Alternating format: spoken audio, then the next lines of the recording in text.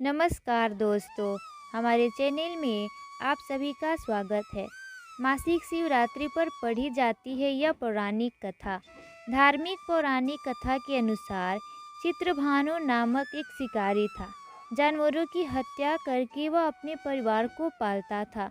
वह एक साहूकार का कर्जदार था, लेकिन उसका ऋण समय पर ना चुका सका। क्रोधित साहूकार ने शिकारी को शिवमठ में बंदी बना लिया। संयोग से उस दिन शिवरात्रि थी। शिकारी ध्यान मग्न होकर शिव संबंधी धार्मिक बातें सुनता रहा। चतुर्दशी को उसने शिवरात्रि व्रत की कथा भी सुनी।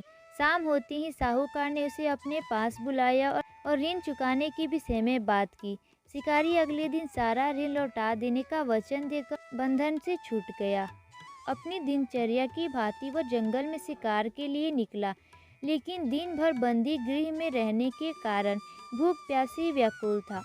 शिकार खोजता हुआ वह बहुत दूर निकल गया। जब अंधकार हो गया तो उसने विचार किया कि रात जंगल में ही बितानी पड़ेगी। वह बन एक तालाब के किनारे एक बेल के पेड़ पर चढ़कर रात बिताने का इंतजार करने लगा। बेल वृक्ष के नीचे शिवलिंग था जो बिलपत्रों से ढका हुआ था।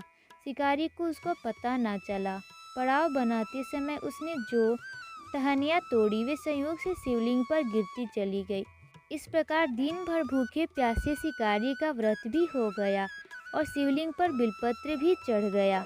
एक पहर रात्रि बीत जाने पर वह एक गर्भिणी हिरनी तालाब पर पानी पीने पहुंची।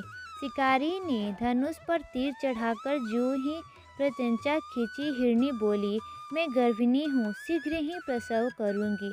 तुम एक साथ दो जीवों की हत्या करोगे तो ठीक नहीं है। मैं बच्चे को जन्म देकर शीघ्र ही तुम्हारे समक्ष प्रस्तुत हो जाऊंगी, तब मार लेना। शिकारी ने प्रत्यंचा ढीली कर दी और हिरनी जंगली झाड़ियों में लुप्त हो गई। प्रत्यंचा चढ़ाते तथा ढीली करने के वक्त कुछ बिलपत्र अनायास ही टूटकर शिवलिंग पर गिर गए। इस प्रकार उससे अनजाने में ही प्रथम प्रहर का पूजन भी संपन्न हो गया। कुछ ही देर बाद एक और हिरनी उधर से निकली।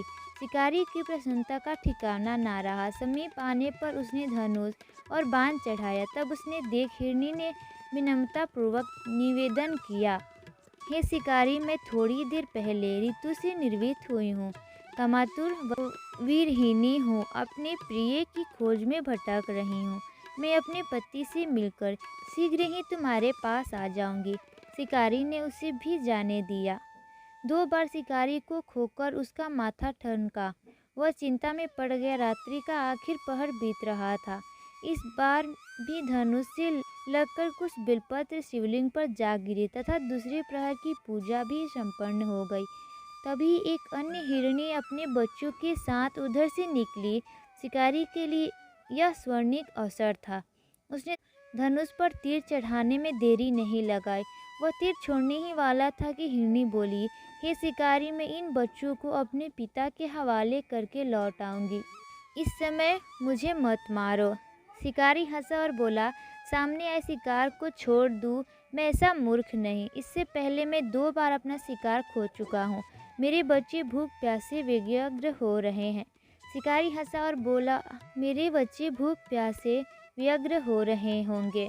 उत्तर में हिरनी ने फिर कहा, जैसे तुम्हें अपने बच्चों की ममता सता रही है, ठीक वैसे ही मुझे भी।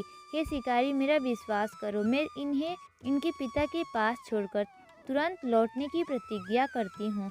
हिरनी का दुख भरा स्वर्ग सुनकर शिकारी को उस पर दया आ गई। उसने उस मृगी को भी जाने दिया। शिकार के अभाव में तथा भूख प्यासे व्याकुल शिकारी अनजाने में ही बेलपत्र वृक्ष पर बैठा। बेलपत्र तोड़ तोड़ कर नीचे फेंकता जा रहा था। पाँव फटने को हुई तो एक हष्ट पुष्ट मृगी उसी रास्ते पर आया। शिकारी ने सोच लिया कि इसका शिकार वह अवश्य करेगा। शिकारी की तनी प्रत्यंचा देखकर मृगी विनीत स्वर में बोला, हे शिकारी, यदि तुमने मुझसे पूर्व आने वाली 3 मृगियों तथा छोटे छोटे बच्चों को मार डाला है तो मुझे भी मारने में विलम्ब ना करो, ताकि मुझे उनके वियोग में एक क्षण भी दुख ना सहना पड़े।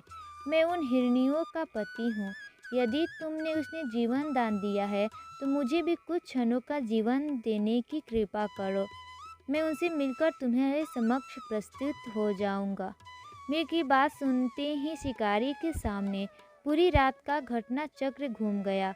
उसने सारी कथा मृग को सुना दी।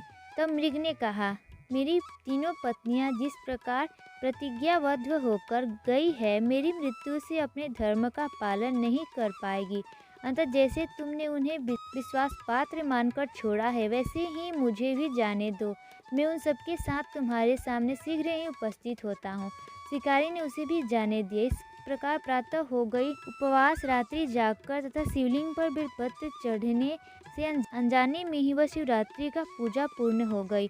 पर अनजाने में ही की हुई पूजा का परिणाम उसे तत्काल मिला। शिकारी का हिंसक हृदय निर्मल हो गया, उसमें भगवत शक्ति का वास हो गया। थोड़ी ही देर बाद वह मृग सपरिवार शिकारी के समक्ष उपस्थित हो गया ताकि वह उनका शिकार कर सके। किंतु जंगली पशुओं की ऐसी सत्यता, सात्विकता और सामूहिक प्रेम भावना देखकर शिकारी को बड़ी ग्लानि हुई। उसने मृग परिवार को जीवन दान दिया। अनजाने में शिवरात्रि के व्रत का पालन करने पर शिकारी को मोक्ष और शिवलोक की प्राप्ति हुई। दोस्तों, अगर आपको ये कहानी अच्छी लगी तो हमारे वीडियो को लाइक कीजिएगा और चैनल को सब्सक्राइब करना ना भूलिएगा। धन्यवाद।